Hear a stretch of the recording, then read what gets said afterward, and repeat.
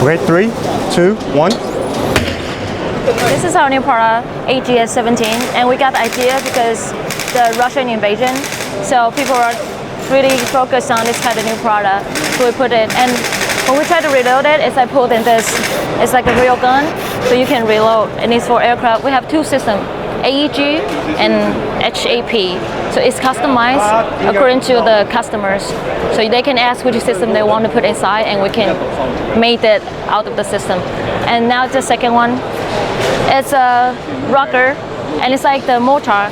You can put the grenade launcher inside. It's a grenade launcher. One round, one time, but you can reload it. And it's copied from like our military machine.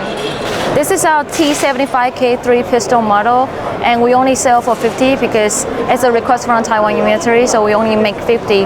But if other company or other customer have enough demands, we can actually make any type of pistol they want. This is the 3-1 model of 60mm diecast. Okay, and this is the bullet our product can fire exactly. And it's first, okay, we put the gas inside, and then we put the bullet into a cone. Okay, 3, 2, 1. And we can take out and recycle it and use it again. Okay, there are some holes. There's some holes in the bullet.